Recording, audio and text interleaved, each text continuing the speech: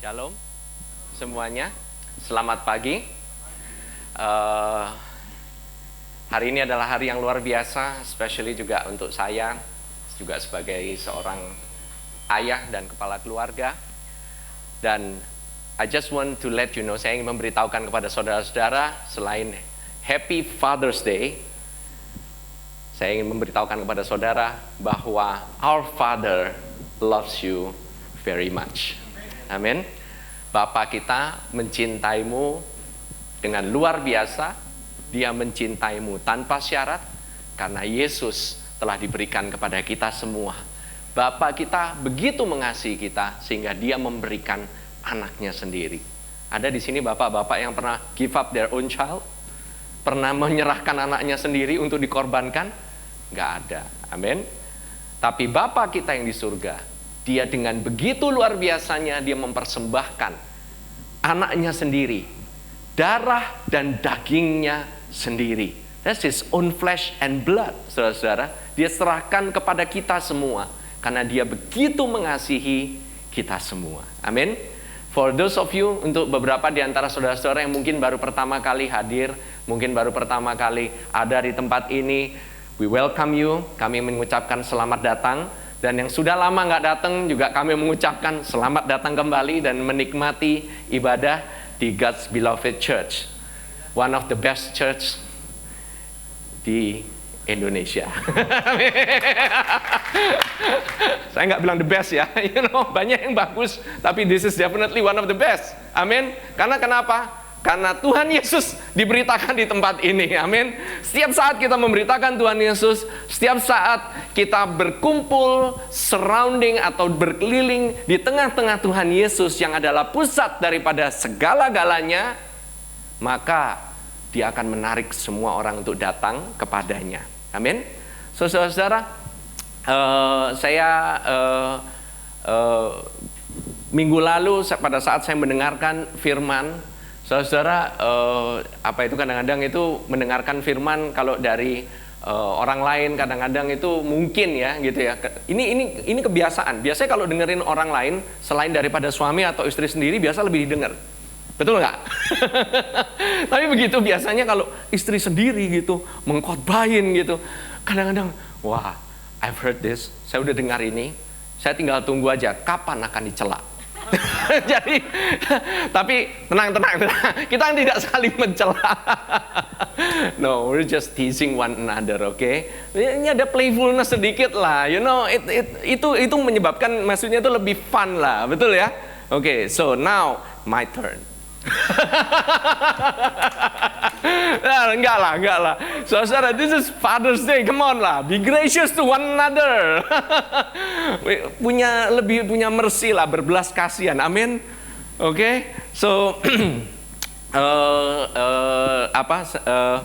minggu lalu istri saya nudge her, saya mendorong dia sedikit untuk memberitakan mengenai Ginosko. Saudara masih ingat? Kalau yang mungkin belum tahu apa yang kita khotbahin, saudara bisa mendapatkannya di bookstore, dan saudara atau kepada tim daripada multimedia nanti saudara bisa beli, dan saudara juga bisa melihat the video sermon yang diunggah di YouTube. Ya, mesti benar. Saudara bisa mengunduhnya sendiri. Ya kan bahasanya download, upload, ya mengunggah, mengunduh gitu. Saudara bisa melihat sendiri dan saudara bisa mendengarkan, dan saya rasakan minggu lalu itu adalah begitu candid, kalau candid itu begitu open, begitu transparan, begitu otentik. Why? Kenapa? Karena kita ini adalah orang-orang yang otentik. Kita ini orang Kristen bukannya orang yang sok kuat, sok jago, tetapi kita ini sebenarnya adalah umat yang lemah, tetapi mempunyai Tuhan yang kuat. Our God is strong. Allah kita itu luar biasa.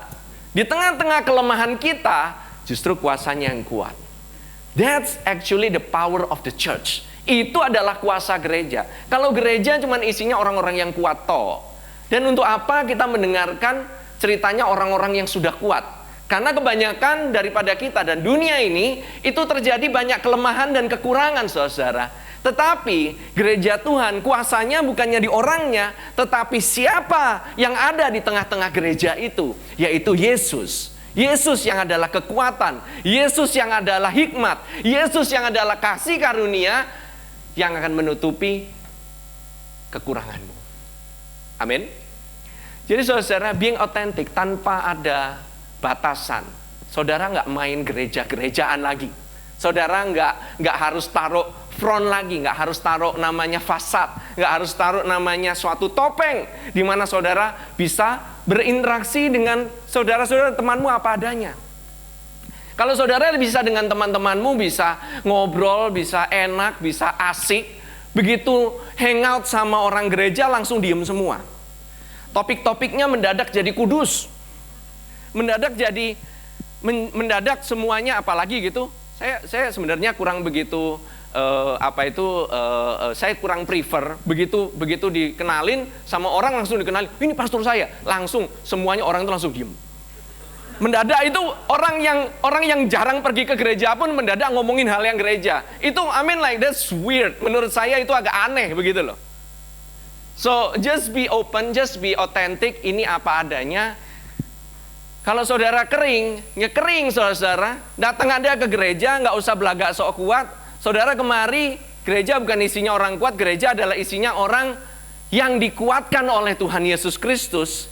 Kalau boleh dibilang ini kayak bangsal rumah sakit gitu ya istilahnya, di mana Yesus berjalan keliling dan membuat gerejanya kuat, dan Yesus yang bersinar di tengah-tengah dunia ini.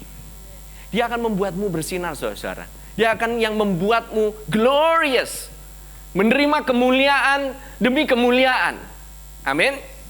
Saudara, di minggu lalu saya juga diingatkan. Jadi waktu Pastor Lita waktu khotbah, itu Tuhan itu juga ngomong gitu, banyak sekali. Saya bilang sama dia, waktu kamu khotbah, saya udah dapatkan topiknya minggu depan. Saya bingung. Begitu dia kadang-kadang ya, nggak selalu, oke. Sometimes saya dapatkannya agak terlambat sekali gitu. Tapi Tuhan udah kasih kayak bagannya gitu loh, bahwa saya perhatikan belakangan ini kita punya puji-pujian dan penyembahan, there's a different dimension. Ada satu dimensi yang berbeda, ada satu di mana kayak Tuhan itu mengangkat level daripada puji-pujian penyembahan. Ini bukan hubungan dengan kebenaran atau kamu tuh lebih bertumbuh gitu. Enggak. Hanya sebagai korporat, secara gereja dari God's Beloved Church ini, Tuhan angkat puji-pujian dengan begitu luar biasanya sehingga banyak orang bisa merasakan there's a presence, ada suatu hadirat yang menyembuhkan, hadirat yang memulihkan, hadirat yang memberikan ketenangan, hadirat yang membuat saudara damai sejahtera, yang membuat saudara relax, membuat saudara restful, membuat saudara beristirahat di dalam Tuhan. Kenapa? Sama seperti yang Cilita minggu lalu ngomongin, kalau orang gak beristirahat, gak duduk tenang, mau makan juga susah kan? Anak kecil paling susah dikasih makan kalau dia lari-lari. Kalau perlu didudukkan di kursi baby chair, diikat, kemudian dikasih makan. Kalau sampai perlu, itu last resort. Itu udah yang terakhir, cara terakhir. Karena saudara tahu, anak kecil kalau didudukin di bangku, itu udah kemana-mana. Ya kan? Sulit sekali. That's the tendency, itu adalah tendensi daripada manusia. Maunya going around doing a lot of works. Tetapi disuruh duduk diam dan menikmati hadirat Tuhan udah paling susah. Puji syukur pada Tuhan, Tuhan berikan puji-pujian dan penyembahan di tempat ini. Bukan karena skillnya yang jago, tetapi saya harus akui bahwa our music team ini adalah music team yang luar biasa sekali. Terdiri dari orang-orang yang sangat talented sekali, all skillful, but all skill tanpa anointing itu percuma. But anointed and yet skillful, that will rock the world. Itu akan mengguncangkan dunia. Karena apa? Saudara-saudara, Orang yang terkenal, artis terkenal bisa nyanyi Amazing Grace, bisa nyanyi segala macam, tapi itu tidak akan membuat orang berubah kehidupannya. Yang kita inginkan bukanlah orang dengan efek wow kayak gimana begitu ya. I'm not against wow ya, oke? Secara dunia itu baik dan ada tempatnya saudara. Saya nggak against wow factor. Jangan saudara pikir, oh iya kalau gitu kita ya udah biasa aja, ya udah diem-diem aja gitu. Enggak. Karena dunia sendiri pun terpukau dengan itu. Tapi kalau kita berpusat kepada keglamoran dan look saja, itu tidak cukup saudara. You need the water of life. Ada satu aliran air hidup yang memberikan kehidupan kepada orang, sehingga orang itu mengalami yang namanya transform life. Kehidupan yang berubah. Amin. Nah, kemudian saya lihat lagi dari kata-katanya, dan saya cukup kemarin itu kayak seolah Tuhan bilang gini, coba kamu lihat lagi dari sermon yang memberitakan tentang kasih karunia, dari sermon daripada Pastor Joseph Prince juga salah satunya, dan research yourself, gali sendiri di dalam Alkitab, coba lihat di bahasa Ibraninya semuanya. So today, hari ini saudara akan mendapatkan nuggets. The nuggets of truth dari pergumulan saya selama seminggu ini. Gitu. Saya mengumulkan mengenai hal ini, dan ada beberapa hal yang saya juga kasih dari resources dari salah satunya dari Pastor Joseph Prince juga. So saya credited to where the credit is due. Tapi ini luar biasa sekali loh saudara. Pastor Fedri minggu yang lalu bilang bahwa mengenai yadah itu mengenai puji-pujian, it's praise, oke? Nah, beberapa kata-kata dari Ibrani mengenai praise, yaitu dikatakan adalah salah satunya ya, itu halal, berasal dari kata halal, oke? Saudara mendapatkan kata haleluya, nah itu adalah puji-pujian, oke? Halal itu mengagungkan Tuhan dengan cara yang outward, dengan cara yang ekspresif, yang keluar, oke? You dance, that's a halal. Dan saudara-saudara di Israel itu sering banyak orang itu menyanyikan lagu halal, oke? Kadang-kadang kalau ada perempuan-perempuan kalau di Timur Tengah gitu ya, yang suka ngomong nah, itu halal. Sounds funny, but that happens, di Middle East gitu. Kalau saudara-saudara ingin melakukan juga nggak apa-apa, seru juga itu.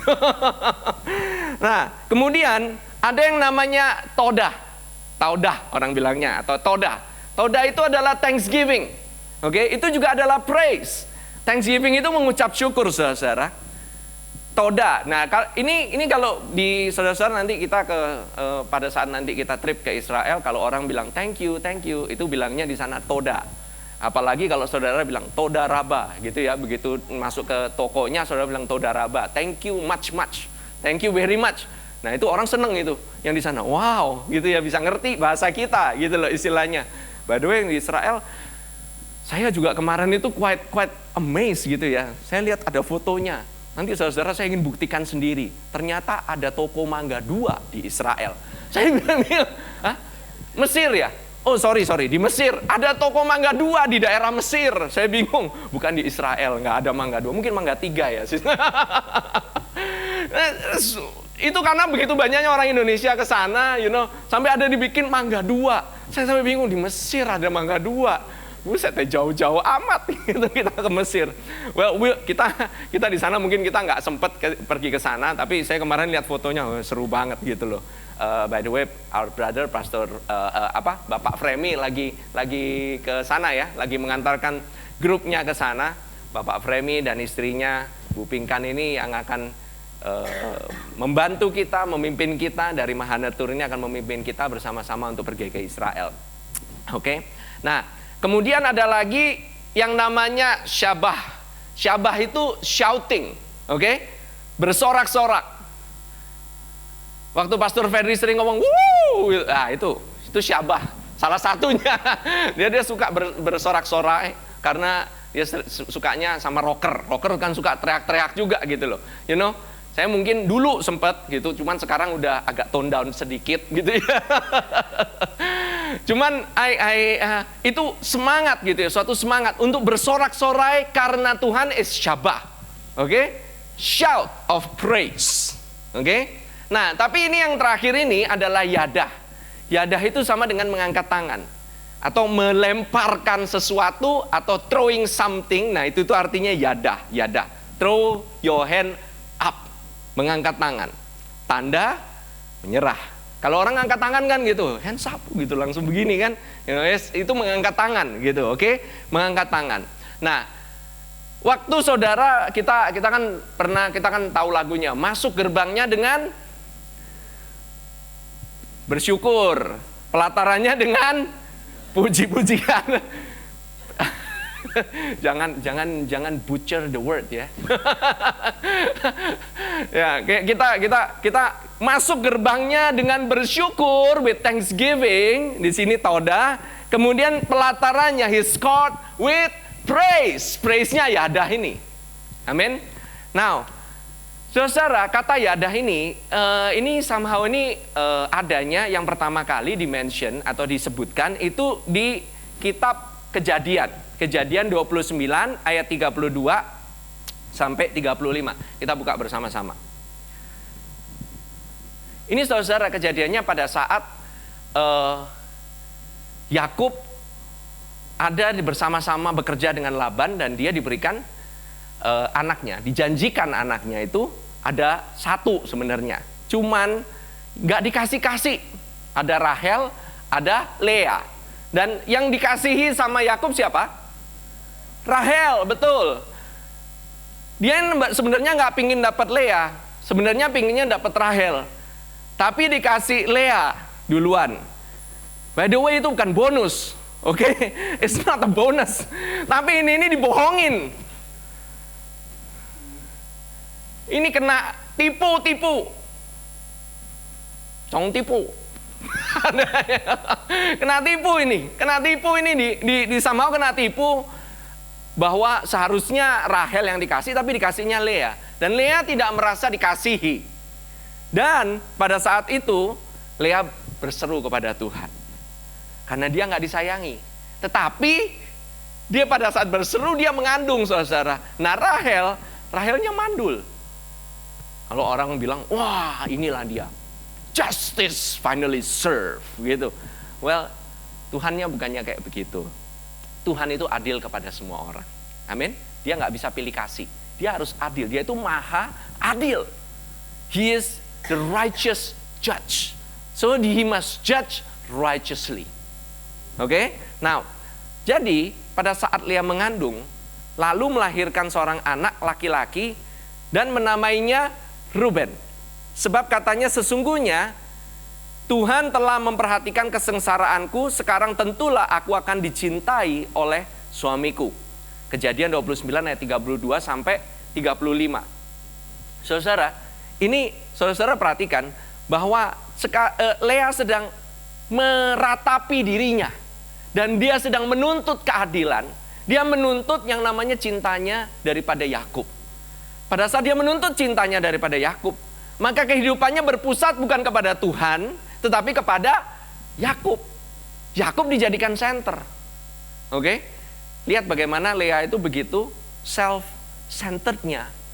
Sehingga dia itu bilang pada saat dia mengandung, dia namakan, nah zaman dulu itu orang Israel dia menamakan tuh sesuai dengan keadaan. Kalau kita kan sekarang namain anak-anaknya kan cakep-cakep gitu loh, supaya nggak dikatain di sekolah. Kadang-kadang. Kalau dulu Israel itu, umat Israel itu mirip kayak Batak. Apa yang dilihat itu dinamain. Makanya ada yang namanya kursi, ada yang namanya apa? Ya, motor, meja, semuanya bisa dinamain. Pokoknya semuanya benar-benar bisa dinamain. It's quite saya juga bingung gitu ya. Kok bisa gitu ya? Maksudnya itu apa aja yang kelihatan gitu. Coba kalau kelihatannya jelek-jelek itu gimana coba gitu loh namanya. But ini menarik sekali karena dia ini melihat apa yang di kejadian, kemudian dia langsung ngomong, anakku namanya Ruben. Ruben artinya behold a son, lihat seorang anak. Ruben dari kata Ra'a dan Ben. Ben itu adalah anak.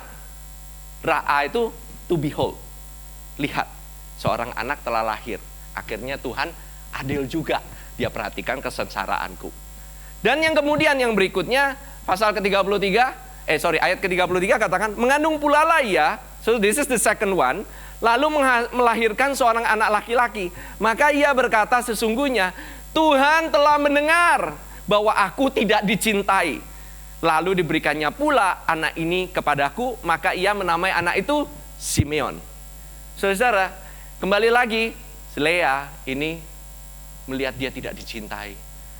Oh, akhirnya dia memberikan aku seorang anak lagi. Ini benar-benar kayak drama Korea.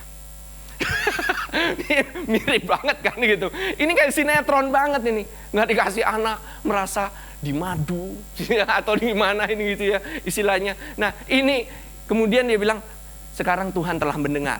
Kata Simeon, Shema Israel, hero Israel, artinya dengar. Listen. Oke? Nah, Tuhan telah mendengar, makanya dinamakan Simeon. Oke? Sekarang yang berikutnya. Next. Mengandung pula lah ia, lalu melahirkan seorang anak laki-laki, maka ia berkata, sekali ini suamiku akan lebih erat kepadaku. Tuh, masih kan ngomongin mengenai suaminya, dia berharap suaminya itu lebih dekat gitu. Istilahnya, kehidupannya masih berpusat kepada suaminya. Dia masih berpusat kepada apa yang saya butuhkan. Saya harus bikin suami saya itu mengasihi saya. Makin dipaksa untuk mengasihi, makin suaminya jauh. Saudara perhatikan, kalau namanya ada laki-laki selingkuh sama sekretaris, sekretarisnya cuek aja. Begitu dia ngomongin sedikit aja gitu, diperhatikan gitu, langsung berasa kayaknya istrinya itu selalu menuntut di rumah. Suaminya diem-diem aja gitu. Tapi begitu didiemin di tempat kerja gitu, wah langsung gitu suaminya mengejar-ngejar. Karena basically itu laki-laki itu suka mengejar. Suddenly semuanya quiet.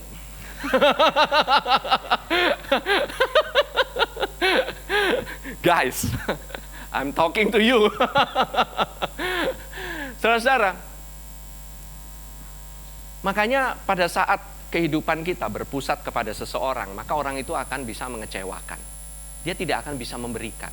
Tetapi kalau kita berpusat kepada Tuhan, maka kita bisa mengasihi pasangan kita karena overflow. The way kita mengasihi pasangan kita bukan karena kita yang mengasihi mereka dan mengusahakan diri kita untuk mengasihi mereka, tetapi karena Tuhan begitu mengasihi kita, maka kita sekarang bisa mengasihi orang itu. Amin.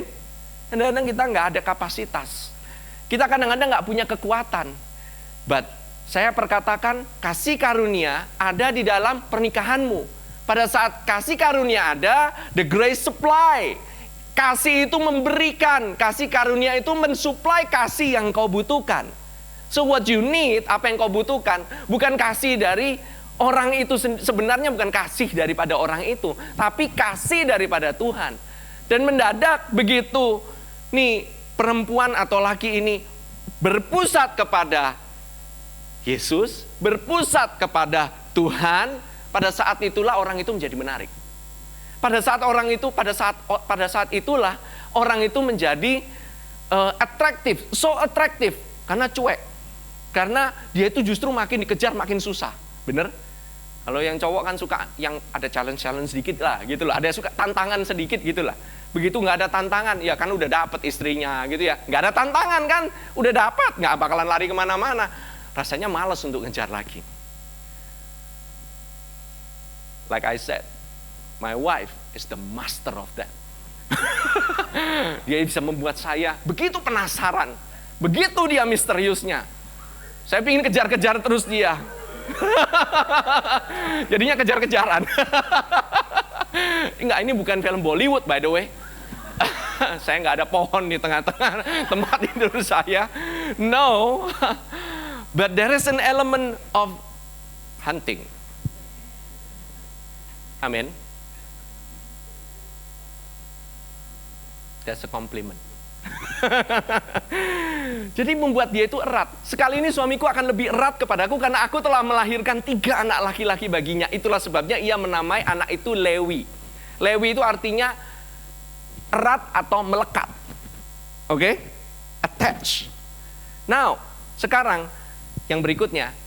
Nah, ini dia. Mengandung pula lah ia, lalu melahirkan seorang anak laki-laki, maka ia berkata, sekali ini aku akan bersyukur kepada Tuhan. Bahasanya mungkin bersyukur, tetapi kata-kata di sana adalah yadah. Bukan bersyukur, tapi memuji-muji Tuhan. Mengangkat tangan untuk memuji Tuhan, itulah sebabnya ia menamai anak itu Yehuda. Sesudah itu ia tidak melahirkan lagi. Kali ini dia ngomong, sekali ini aku bersyukur kepada Tuhan.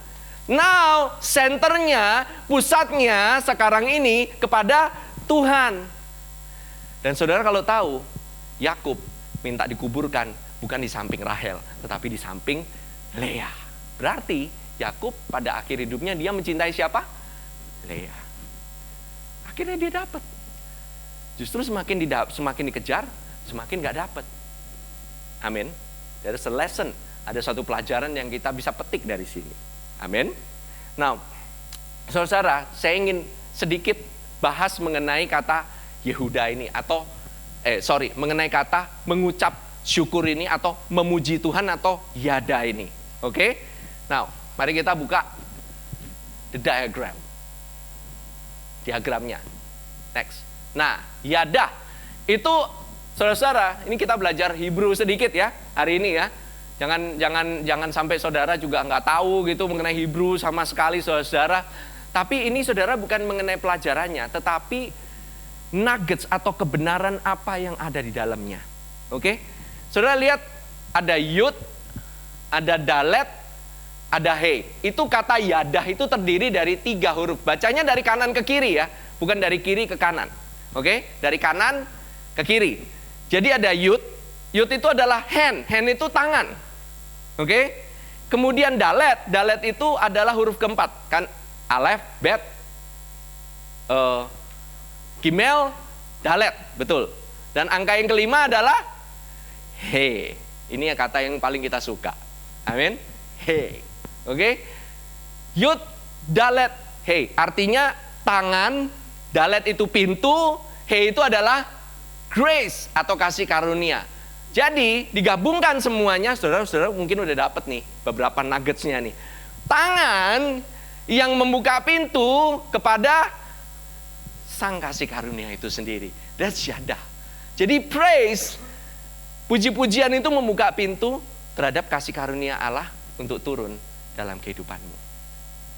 Saudara jangan pikir bahwa puji-pujian penyembahan ini Tuhan berikan ini, oh iya, cuman supaya seneng-senengan sebelum khotbah. Paling enggak ada 2 lagu cepat atau 3 lagu cepat, 2 lagu lambat, kemudian masuk ke warta, pemberian, kemudian khotbah. Bukan karena urutannya. There is a significant meaning. Ada satu hal yang penting di mana kita memuji Tuhan.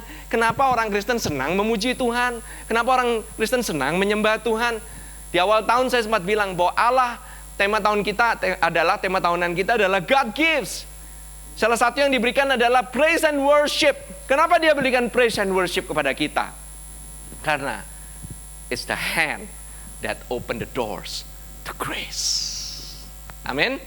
Nah, saudara, ini nggak berhenti sampai di sini. Saudara kalau tahu kata Yehuda, nah coba nextnya. Yehuda itu apa? Ada kata yud, tangan. Kemudian ada kata he, kasih karunia. Kemudian ada kata vav. Vav itu modelnya kayak paku. Itu artinya nail atau paku. Kemudian ada dalet. Oke? Dalet itu pintu. Oke? Kemudian di belakangnya ada kata he lagi. Yahuda. Yahuda. Oke? Yud he vav dalet he. Saudara kalau lihat di sini yang kata-kata yang di repeat itu kecuali apa tahu nggak yang nggak ada di sana? Vav, kata vav atau kata nail, kata paku itu loh. Kenapa? Karena Yehuda ini berbicara mengenai seseorang. Yehuda itu adalah keturunan daripada Tuhan Yesus. Yesus itu berasal dari suku Yehuda bukan? Dia bukan berasal dari suku Ruben, bukan berasal dari suku Benyamin, bukan berasal dari, meskipun Benyamin itu is the generation, Benjamin generation is a great generation. He is our heavenly Joseph. Tetapi Yesus tidak berasal dari keturunan Yusuf. Tapi Yesus berasal dari keturunan Yehuda. Dia adalah singa dari Yehuda. He is the lion of praise. Amin. Dan kemudian dikatakan, nah sekarang di dalam Yehuda ini itu ada Dalet. Dalet itu artinya pintu. Siapa sih pintu itu? Yesus. Yesus adalah pintu. Kayaknya saudara masih bingung. Yohanes 10 katakan, aku adalah pintu. Siapa orang yang melewati aku, maka dia akan sampai. Oke? Nah, sekarang pertama kali suku pada saat Yosua berjalan di tanah Yordan, pada saat dia berjalan pertama kali yang paling depan memimpin, itu bukan anak yang paling tua. Tetapi siapa suku yang memimpin paling depan? Suku Yehuda.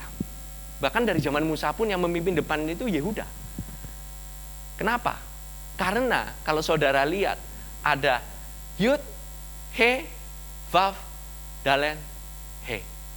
Coba saudara ilangin Dalet. Daletnya dihilangin jadi next. Kata Yahweh. Wow. Kalau saudara lihat kayak begini, saudara lihat ada Yud, He, Vav, He. Yud tangan. He kasih karunia. Vav paku. He kasih karunia. Digabungkan jadi satu, Yahweh. Artinya tangan kasih karunia dipaku dalam kasih karunia. Itulah Allah kita, our Yahweh, our Jehovah. Saudara kalau ngelihat kebenaran kayak gini kan, wow, gitu loh. Ini wow banget. Saudara kalau ini pelajaran istilahnya sekolah teologi ya loh saudara. Don't you know bahwa saudara ada di GBC ini, saudara juga bisa sekolah teologi ya. Dikit-dikit saudara mempelajari nuggets. Saudara, ini bukan pelajaran cuma sekedar Ibrani, tapi saudara mendapatkan yang namanya kebenaran akan kasih karunia, demi kasih karunia. Itu dibukakan di tempat ini. Amin. Nah, saudara, kalau saudara tahu, Raja Yosafat pada saat dia maju berperang, pada saat dia dikepung, yang disuruh maju siapa? Worship teamnya. Jadi kalau ada masalah, Fedri sama tim worship team di GBC suruh maju duluan. Saya nggak akan maju. Artinya maju duluan, saya minta dia untuk menyanyikan puji-pujian penyembahan. Sebab Tuhan baik, sebab Tuhan baik, sebab Tuhan baik. Apa? And His mercy endureth forever. Iya kan? Itu yang dinyanyikan saudara-saudaranya. Saudara-saudara itu dinyanyikan di depan orang-orang yang siap membunuh mereka. Oke, dihadapin bukan sama pendoa syafaat, bukan sama ahli perang. Harusnya orang perang yang majunya ahli perang dong. Ini enggak. Praise. Karena praise itu break the barrier.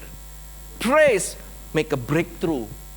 Praise karena ada Dalet, ada He-nya saudara-saudara. Ada di sana ada pintu kasih karunia-Nya, membukakan loh saudara-saudara. Amin. Dan door itu swing both ways.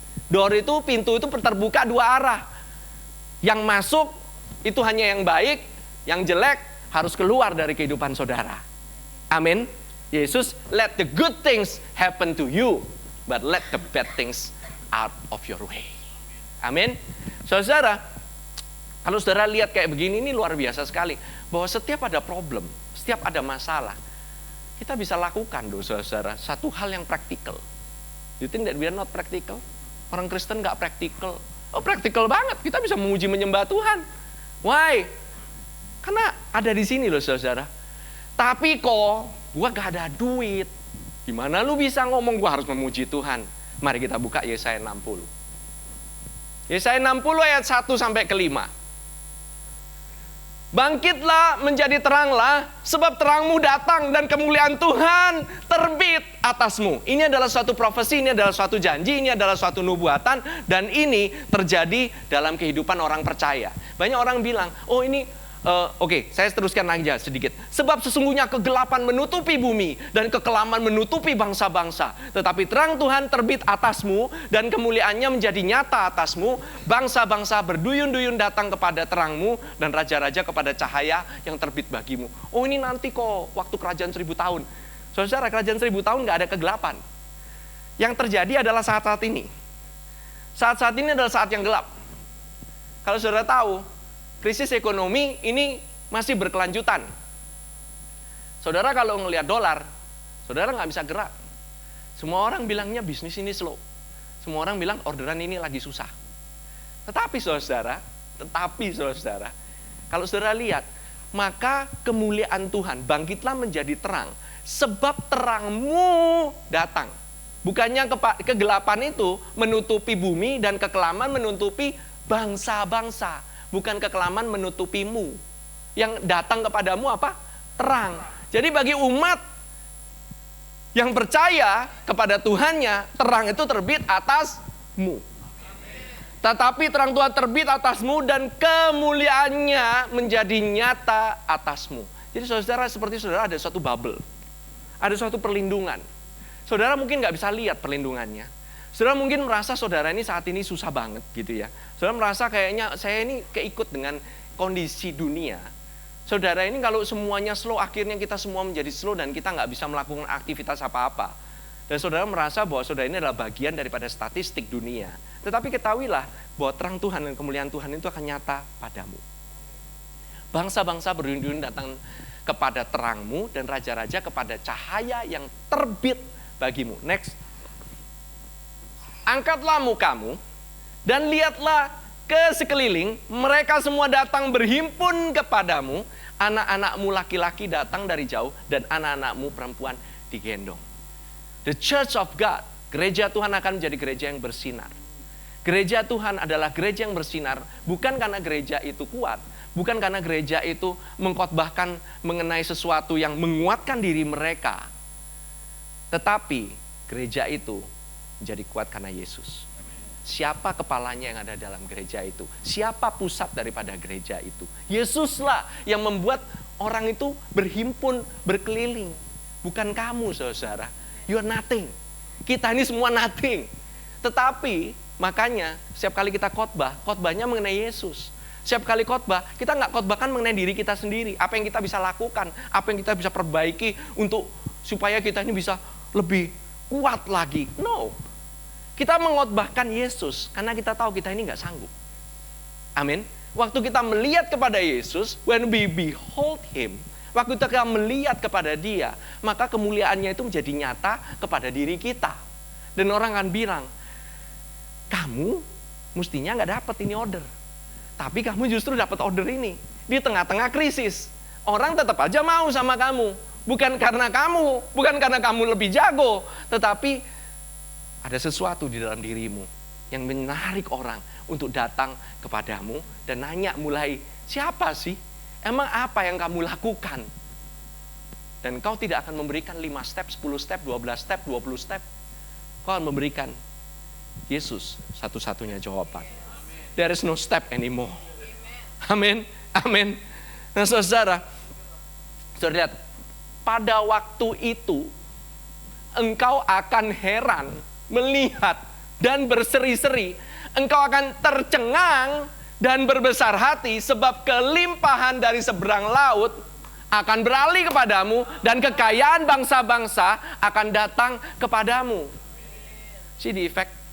Ini efek. Tetapi pertama terang itu datang kepadamu, baru itu kekayaan itu akan hadir. Amin. Jadi apakah Tuhan cukup praktikal? Yes. Dia sangat praktikal. Dan kalau dilihat anak-anak datang itu bukan untuk apa? Supaya mereka bisa mendapatkan terang itu juga. Anak-anak kita itu bisa mendapatkan yang namanya pengajaran tentang kasih karunia. Mereka juga melihat Yesus, sang terang abadi itu. Di gereja, Mereka nggak melihat sesuatu hal, mereka nggak dibilangin mengenai bagaimana pembentukan karakter atau bagaimana. Bukan, saya nggak berkata pembentukan karakter nggak penting, tapi pembentukan karakter sudah terjadi di sekolah, saudara-saudara. Di dalam pendidikan formal, saudara akan mengalami yang namanya pembentukan karakter. Saudara nggak bisa deny bahwa pada saat anakmu bersekolah, dia akan berinteraksi dan bersosialisasi. Dan pada saat itu, apa yang saudara tanamkan, sebagai orang tua, I'm speaking to fathers, terutama untuk ayah-ayah.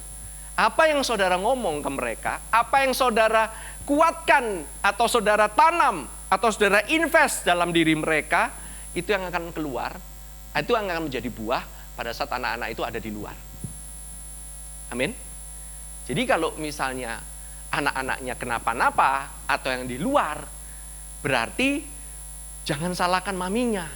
Dikit-dikit salahkan emaknya, ini gara-gara emaknya, ini begini. Emaknya karena begitu, karena bapaknya. I tell you, you know. Oh tapi pastor nggak tahu sih, istri gue kayak tukang sihir. Itu juga karena bapakmu juga, karena kamu. Because of you. Jangan lepas tanggung jawab. Kita nggak bisa lepas tanggung jawab. It's because kalau ada something yang happen di keluarga Gumanti itu karena saya duluan. It's because of me. Amin. Amin. Amin kan cuma satu. Tenang. Ini perkataan kasih karunia. Ini perkataan bukan untuk mengkondem saudara. Jangan saudara merasa terkondem. Jangan saudara merasa, aduh nanti abis ini ya, saya nanti ada kesalahan nih karena saya. Justru karena saudara merasa nggak mampu, kasih karunia Allah itu berlimpah-limpah dalam kehidupanmu. Kalau saudara merasa, aduh ini udah terjadi banyak kesalahan, don't worry. The grace of God, kasih karunia Allah, sanggup untuk menutupi kesalahanmu dan membuat engkau seakan-akan membuka lembaran yang baru terhadap keluargamu dan anak-anakmu. Amin. Jangan takut saudara, jangan takut. Amin. Now, saudara, saya loncat sedikit ke ayat 18 karena ada konklusinya. Di ayat 18, tidak akan ada lagi kabar tentang perbuatan kekerasan di negerimu, tentang kebinasaan atau keruntuhan di daerahmu. Engkau akan menyebut tembokmu apa? Your walls will be called salvation. Dalam bahasa Ibraninya disebut salvation atau Yeshua. Jadi dindingmu siapa? Yesus. Nah, pintu-pintu gerbangmu pujian. Your gates will be called yada, will be called praise, yang disebut gerbang pujian. Jadi waktu engkau bikin gerbangmu pujian dan tembokmu itu yang menyelamatkan Yesus, basically itu efeknya itu kekayaan bangsa-bangsa akan datang kepadamu. Amin. I know some of you are still thinking, tapi nggak apa-apa, sembari dicerna, nanti didengerin lagi DVD atau YouTube-nya. Oke, kita akan lanjut ya. Oke. Sekarang saudara masih ingat minggu lalu kita membicarakan mengenai ginosko. Ginosko, Efesus 3 ayat 18 sampai 19. Dikatakan, aku berdoa supaya kamu bersama-sama dengan segala orang kudus dapat memahami betapa lebarnya dan panjangnya, tingginya dan dalamnya kasih Kristus. Oke, dan dapat mengenal. Saudara, saya nggak usah mengulang lagi, tapi saya ingin fokus kepada kata mengenal ini. Oke? Mengenal kasih itu. Saudara tahu nggak, mengenal kasih itu kan ginosko. Dan itu diasosiasikan sebagai idiom dalam bahasa Yahudi, bahasa Ibrani. Idiom itu tahu kan, satu kata mempunyai beberapa makna.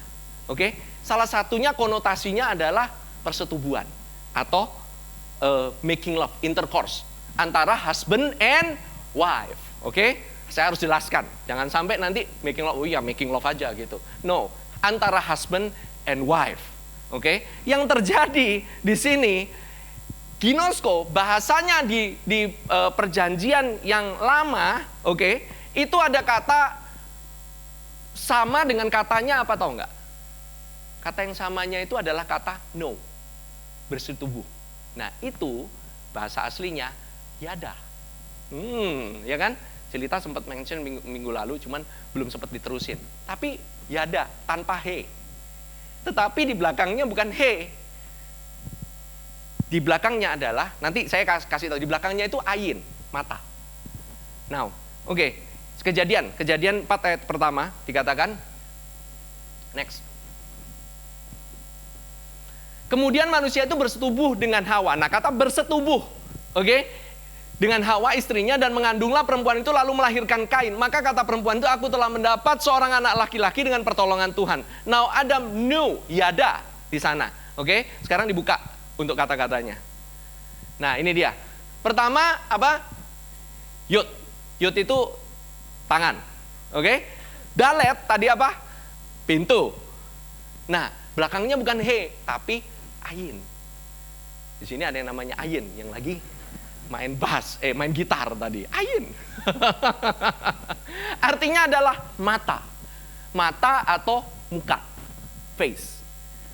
Kalau saudara lihat itu modelnya kan kayak Y begitu, ada tik 2 gitu kan. Nah, itu modelnya kayak mata sama muka kan. Kayak ini loh, apa itu 2 mata begitu loh. Kenapa kok misalnya kok sampai kayak begini? Do you know that ini artinya tangan membuka pintu. Ayin itu selain membuka pintu, tetapi juga arti kata yang lain adalah revelation. Membuka, pewahyuan.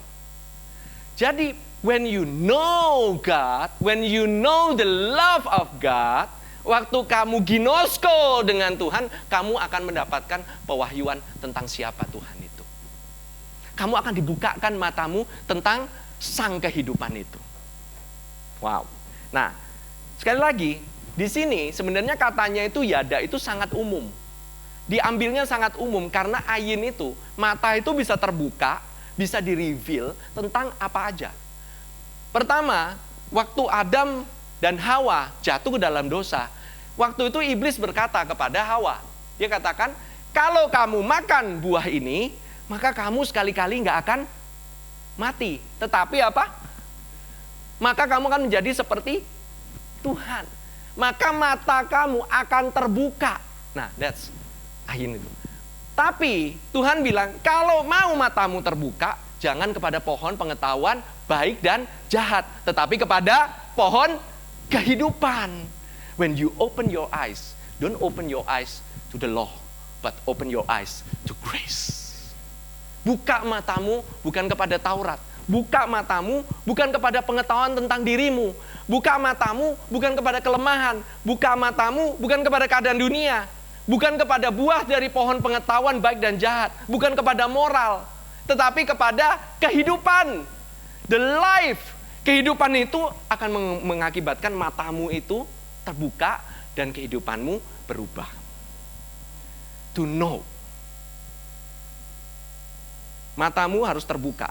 Nah, pohon pengetahuan baik dan jahat, itu benar. Iblis itu nggak terlalu salah-salah banget. Mata kamu akan terbuka. Tetapi yang harusnya terbuka terhadap pohon pengetahuan dan baik dan jahat, cuman boleh Tuhan. Hanya Tuhan yang bisa handle buah pohon pengetahuan baik dan jahat. Karena dia yang menciptakan pohon itu. Dia yang menciptakan the law. The law is created perfect.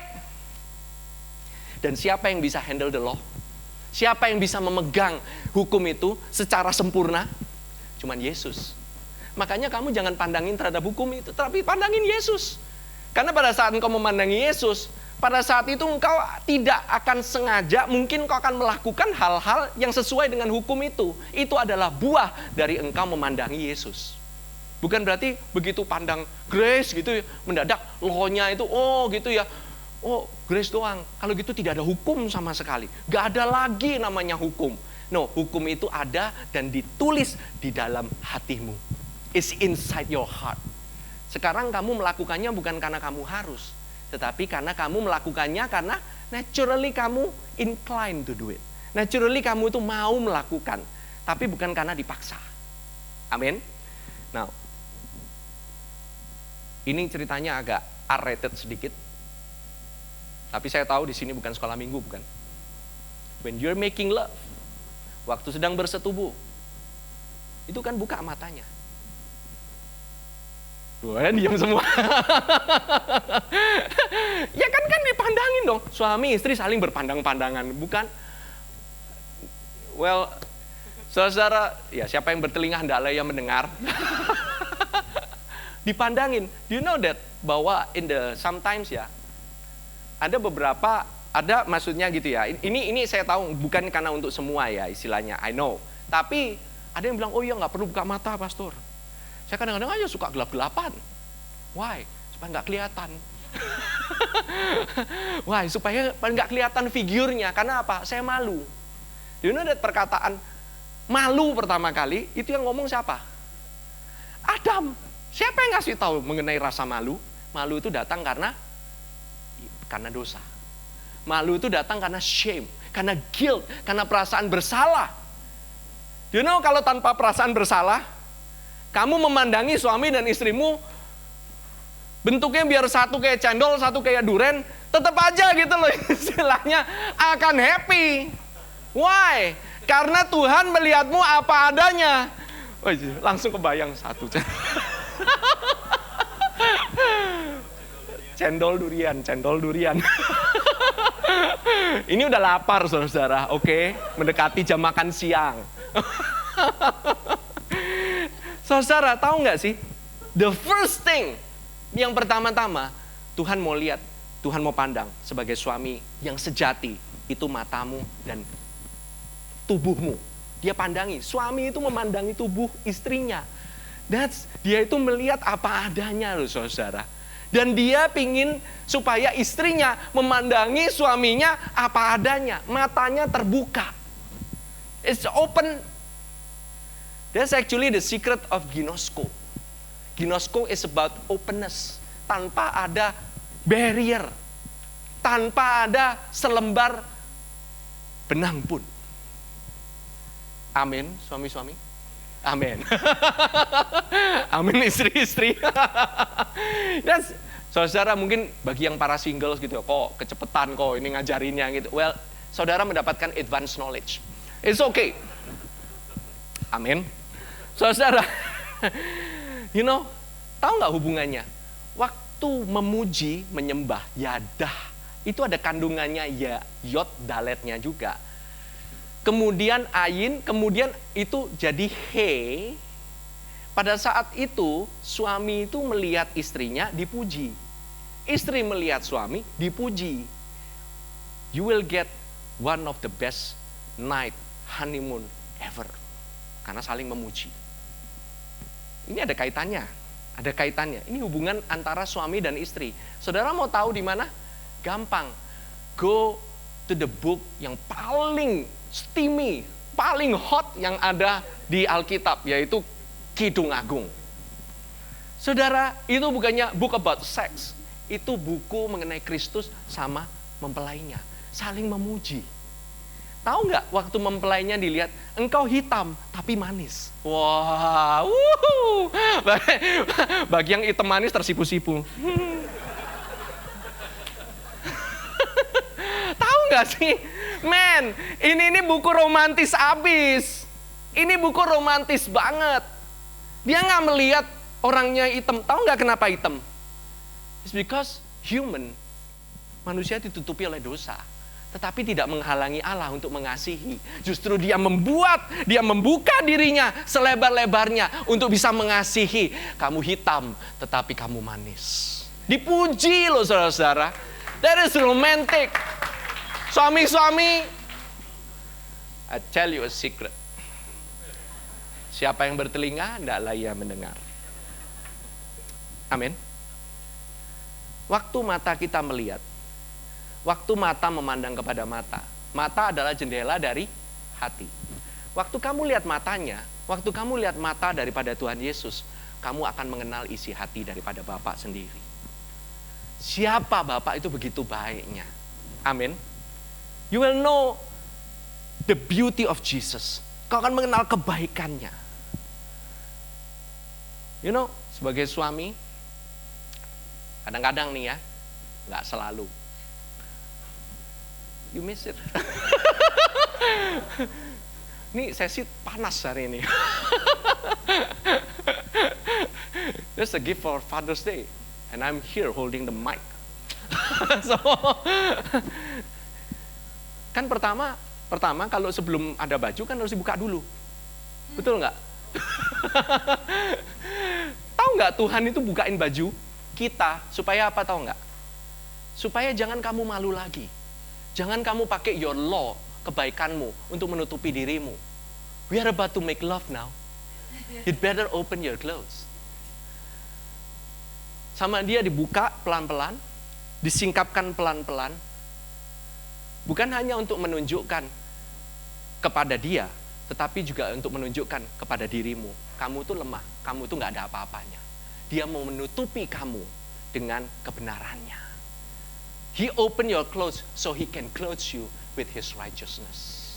Supaya engkau realize, supaya engkau sadar bahwa engkau itu nggak benar, bahwa engkau itu nggak bisa, bahwa engkau itu lemah. Justru Tuhan itu ingin bukakan. Jadi kalau dibukain sama Tuhan, pasrah aja. Amin. Ini saudara, ini belajar hari ini banyak nuggets loh. I tell you, so many nuggets, you know. Nah, terus bagaimana dengan worship? How about worship? Pastor kan tadi ada 3 lagu cepat, praise katanya. Yang 2 lagu lambat itu loh, sebelum terima khotbah. Namanya worship. Worship itu apa sih sebenarnya? Nah, ini menarik sekali bahwa salah satu, saya bilang ya, worship itu banyak. Ada kata sahal, memang kata yang pertama dimention, worship, itu ada di Kejadian 22 ayat kedua. Pada saat Abraham menyerahkan Isaac. Dia bilang, aku mau pergi sembahyang. Oke? Nah, kata worship, to worship. Tetapi saudara, salah satu kata yang banyak dipakai di kata worship, saya ingin fokus, karena ini ada hubungannya dengan pada saat the first creation. Dikatakan di Keluaran 34 ayat 14, ini kata worship. Sebab janganlah engkau sujud menyembah. Kata sujud menyembah di sana itu Hawa. Kepada Allah lain, karena Tuhan yang namanya apa? Cemburuan adalah Allah yang cemburu. Weird nah? Agak aneh ya. Namanya Tuhan itu apa? Si cemburu. Dia jealous of you. You know, there's a song by siapa? Karijo atau siapa? Sorry. Jesus Culture ya. Kim Walker. Yang salah satu liriknya dia bilang, He is jealous of me. Wow. That is deep. Dia itu benar-benar cemburuan. Dia nggak mau kamu tuh direbut sama iblis. Dia tuh cemburuan. Dia tuh pingin kamu jadi miliknya sendiri. Dia pingin dia itu begitu posesifnya, tapi dia membiarkan kamu untuk istilahnya itu kemana-mana, tapi dia tetap cemburuan. Dia kejar. Cemburunya Tuhan itu seperti it's like a fire gitu loh, burning in him. Begitu dia itu api cemburunya itu begitu luar biasanya sampai dia itu nggak mau let you go. Dikejar kemana-mana. Dia itu takut kamu tuh direbut sama laki-laki lain. Direbut sama ilah lain. Dia takut kamu mandangin cowok lain sebagai ya kan kita ini jemaat Kristus kan wanitanya kan gitu loh istilahnya. Oke, even the guys juga. Dia itu nggak mau kamu tuh melencengkan matamu ke yang lain. Karena apa? Dia bilang, this is me. Aku yang provide semuanya. Aku yang bisa merayu kamu. It's very romantic banget. Tetapi dibilang jangan kamu sujud menyembah. By the way, ini Keluaran ini ngomongin mengenai salah satu perintah daripada 10 perintah Allah. Jangan menyembah. Dan kata-katanya adalah Hawa. Nah, tulisannya coba. Next. Ini dia nih. Hawa atau worship itu dari kata head. Pertama itu head. Ngomongnya bukan cat, bukan chat. Tapi pakai ada dari sini. Gitu. Head. Bener ya Bu Pingkan ya? Head. Itu ngomongnya. Tahu nggak kalau orang waktu Taus di Israel, waktu lagi perayaan, lagi wedding, lagi ulang tahun, ngomongnya L'chaim. L'chaim artinya to life. Jadi head itu kalau saudara lihat bentuknya kayak binatang berkaki 4. Kemudian ada tanduknya. That's a lamb. You know? Makanya pada saat Kain membunuh Habil, pada saat itu Tuhan bilang, dosa mengintip di depan pintu. Sebenarnya bukan dosa. Kata dosa itu bukan dosa, tetapi korban dosa. The exact word itu ada head-nya. Jadi korban dosa ada di depan pintu. kamu berbuat dosa, harusnya pada saat itu bukannya Tuhan bilang, oh dosa mengintip di depan pintu supaya kamu itu bisa dihukum. Enggak. Tetapi supaya tahu nggak Kain, kamunya habis bunuh Habel. Untuk membasuh dosa-dosamu, kamu itu perlu korban dosa. Korban dosa itu adalah kambing. Kambing itu harus di-offer. Amin. Yang nggak ada satupun yang bisa menghapuskan dosa kecuali korban penghapus dosa. Dan siapa korban penghapus dosa itu? Yesus. Head, berbicara mengenai Jesus. Amin. Kemudian nail. Nail itu apa tadi? Apa? Vav itu? Paku. Kemudian atau grace. Jadi domba yang dipakukan di dalam kasih karunia-Nya, itulah Yesus. Hawa itu akan membuat worship will open your heart, membuka hatimu untuk bisa menerima hikmat daripada Tuhan. Sebelum kamu ditaburi oleh firman Tuhan, kalau kamu lagi worship, kamu terima firman Tuhannya enak, ngeflow. Tapi kalau nggak ada worship, kadang-kadang susah. Langsung aja terima firman Tuhan, kadang-kadang mandek gitu loh. Tapi kalau kamu habis worship, terima firman Tuhan enak. Hati ini rasanya gembur kalau orang bilang. Dibajak gitu. Pembajakan hati. Yang tadi, praising, itu ngomong mengenai hal yang fisik-fisik. Worship, itu udah intimate. Sangat intim sekali, karena hati berbicara kepada hati. Bahwa ada korban yang diberikan. Interestingly, sangat menarik. Coba yang kata berikutnya. Kejadian 3 ayat 20, ayat berikutnya. Manusia itu memberi nama Hawa kepada istrinya, sebab dialah yang menjadi ibu semua yang hidup. Tahukah bahwa yang memberi nama Hawa bukan Tuhan, tetapi Adam? Adam yang memberi nama Hawa bukan sebelum kejatuhan, tetapi setelah dia jatuh, setelah Adam dan Hawa jatuh, baru dikasih nama Hawa. Karena apa? Adam masih punya yang namanya the power of creation by the word. Dia itu punya otoritas. Kuasa penciptaan melalui mulut masih ada. Karena Adam diciptakan segambar dan serupa dengan Allah. Allah menciptakan dengan firman. Adam menciptakan dengan firman juga. Dia itu adalah co-creator. Dia itu bisa menyebutkan dan Adam menubuatkan masa depan dari manusia juga. Begitu dia jatuh dalam dosa, Adam mati, dia sebut hidup. Harus ada yang hidup. Namanya Hawa. By the way, tulisan Hawanya persis sama dengan worship. Wow, ini saya juga baru dapat. Saya juga bingung, wow. Berarti saudara, worship menyebabkan kehidupanmu yang mati-mati itu menjadi hidup kembali. It will open to so many wisdom of God. Will open. By the way, wisdom of God itu sama dengan kasih karunia-Nya. Karena Kristus adalah hikmat dan kekuatan daripada Allah sendiri. Kristus itu hikmatnya. Kristus itu kekuatan. Amin. So when you open yourself, waktu engkau buka dirimu untuk menerima Yesus, maka engkau membuka dirimu untuk diisi dengan hikmatnya Tuhan. Untuk diisi dengan kekuatannya Tuhan. Amin. Amin.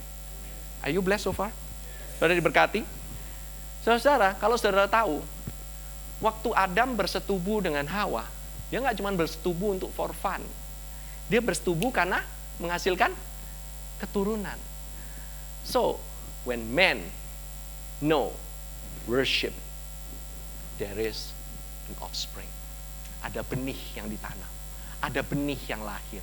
Benih kehidupan yang lahir. Engkau ini menghasilkan benih loh saudara. You produce seeds of life. Benih-benih kehidupan. Jangan meremehkan praise and worship. Saya tahu di tempat ini firmannya memang super low. Saya cukup kagum saudara, kepada saudara yang mau duduk di tempat ini sejam lebih untuk mendengarkan firman. Tetapi bukan berarti worshipnya nggak penting. Worship itu tetap penting saudara. Praise and worship is as equally important as the word. Amin. Saudara masih mau atau saya tunda aja deh minggu depan ya? Masih ada sih sebenarnya, dikit lagi. Mau tunda aja? Lanjut? Dikit lagi ya saudara ya. Just sebelum penutupan, saya minta untuk worship yang bisa maju ke depan. Saudara, Kalau saya lihat dari sini ya, ketahuilah bahwa ini bonus ya, by the way ini bonus untuk bapak-bapak.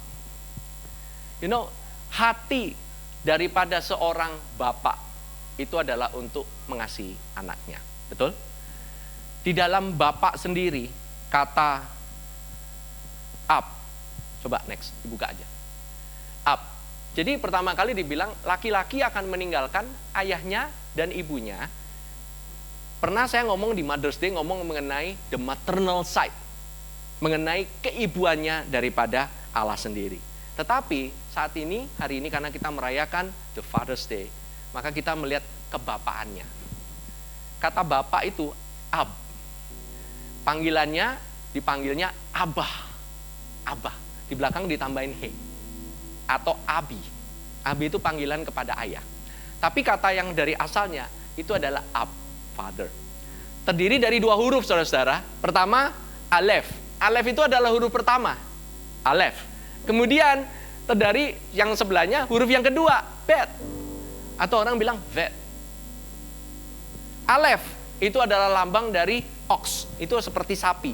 Tetapi alef juga adalah artinya leader atau the strong one. Yang kuat, yang perkasa itu, yang memulai segala sesuatu. Alef, the leader. Bet, bet adalah rumah. So the leader of the house is the father. Amin. Saudara tahu kan kenapa kok saya dari tadi ngomong mengenai bapak sebagai pemimpin. Kalau ada yang salah sama bawahannya, bukan salahin bawahannya, salahin pemimpinnya. There's something wrong with this church. Kalau yang mimpin gereja saya, ya pasti saya. The buck stop with me. Amin. Saudara, Aleph Bet, the leader of the house is the father. Dia sebagai pemimpin, dia juga memberikan shelter, memberikan rumah. Dia mengasihimu, dia melindungimu. Di dalam rumah ada penyediaan, di dalam rumah ada keamanan, di dalam rumah ada kasih, di dalam rumah ada penerimaan, di dalam rumah tidak ada penolakan, di dalam rumah engkau dikasih tanpa syarat, hanya karena engkau itu seorang anak. Engkau mau lari dari rumah, engkau tetap anak. You are still God's beloved. Even you run out from home, Father is still your father. Amin. Nah, Bapak memberikan, nah kata ini ya, kata mengasihi. Nah ini yang menarik, kata mengasihi. Coba next. Nextnya ada? Sorry.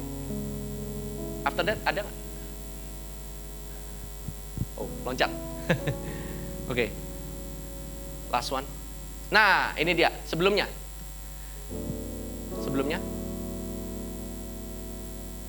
Nah, saudara ketahui kata kasih pertama kali itu disebutkan di kitab Kejadian pasal 22 ayat yang kedua. Pada saat Abraham bilang, firmannya, Tuhan berkata kepada Abraham, firmannya, ambillah anakmu yang tunggal itu, yang engkau kasihi, yakni Ishak, pergilah ke tanah Moria dan persembahkanlah dia di sana sebagai korban bakaran pada salah satu gunung yang akan kukatakan kepadamu. Take now your son, your only son, Isaac. Saudara, kalau saudara dengar ini, saudara akan sangat familiar sekali dengan ayat ini. Saudara, saya udah pernah mungkin ngomong, tetapi for the sake of beberapa di antara saudara, demi saudara yang mungkin baru pertama kali datang, ketahuilah bahwa disinilah kata love itu pertama kali dibuat atau dituliskan. Love itu adalah ahab atau ahava. Nah, and go to the land of Moriah. Sekarang saya mau tanya, Abraham punya berapa anak sih? 2. 1 Ishak, 1 Ismail. Tapi yang disebut cuman 1. Kenapa? Karena dia adalah anak perjanjian yang dilihat sama Allah itu yang dalam the new covenant atau the covenant with Abraham, yaitu Isaac. Amin. Itu yang dilihat. Sekarang kalau Abraham bisa mengorbankan anaknya, maka Tuhan juga punya hak untuk mengorbankan anaknya sendiri, yaitu Yesus Kristus. Yohanes 3 ayat 16, saudara nggak usah diulang lagi, saudara udah mengerti firman-Nya. Tetapi yang saya mau ungkapkan adalah ini, kata ahab. Next. Nih, katanya pertama, I have love itu literally, secara literal kalau dipisah itu artinya I give. I have, Aleph, He, Bet. Di tengah-tengahnya ada apa yang beda? He. Jadi bapak-bapak, saudara menjadi pemimpin dalam rumahmu. Saudara memimpin dalam kasih karunia, bukan memimpin secara otoriter. Saudara bukan anggota militer kan? Saudara bukan pimpinan perusahaan. Saudara punya fungsi mungkin berbeda-beda. Dalam perusahaanmu, kamu mungkin adalah bos. Tetapi di rumah, kamu itu ayah, anakmu gak akan manggil kamu bos. Anakmu gak akan manggil kamu pastor. Saya bakalan rada ngeri sih kalau Shannon, Joel, Irene. Pastor Yudi, hari ini Pastor Yudi, tolong doakan saya, karena saya mau mengikuti ujian akhir, Pastor. Tolong, Pastor, doakan saya supaya kasih karunia dan hikmat berkelimpahan. Please. Dia akan manggil saya Daddy. Daddy, doain dong Daddy. That's it. Di dalam rumah, apapun posisi saya di luar sana, saya tetap adalah papanya mereka. Saudara, kalau saudara lihat Yesus, saudara lihat Bapa di surga.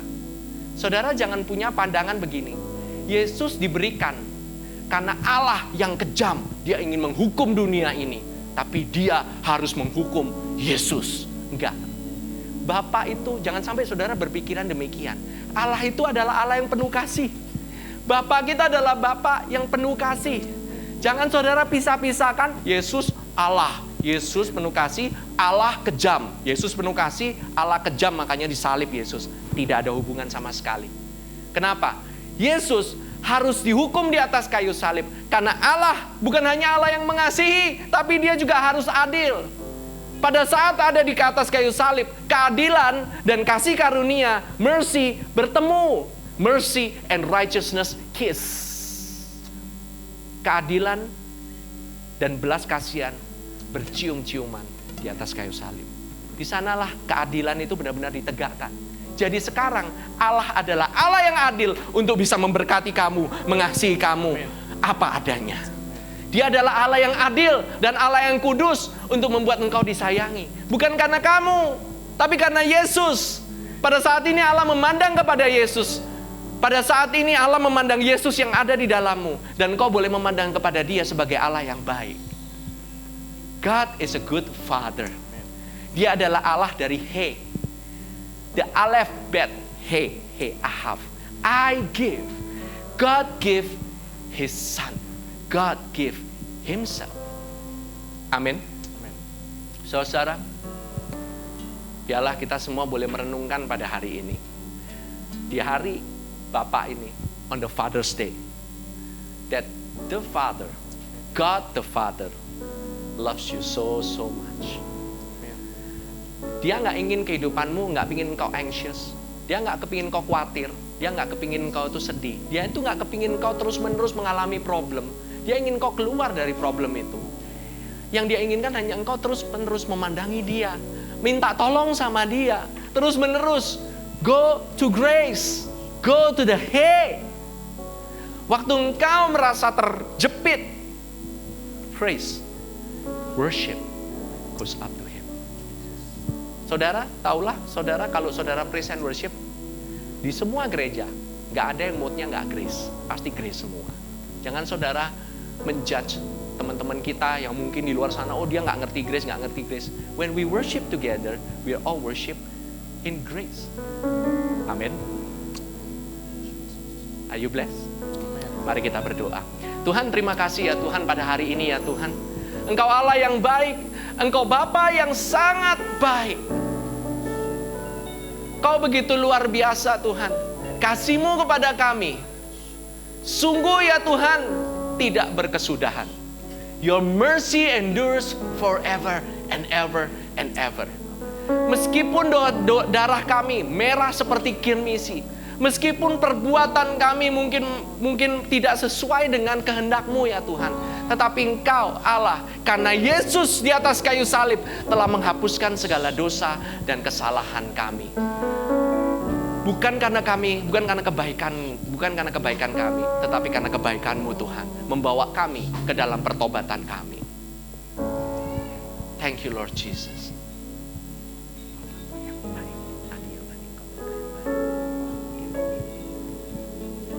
Saudara, saya ingin mengundang bagi saudara yang hari ini mungkin baru pertama kali mendengarkan tentang Yesus.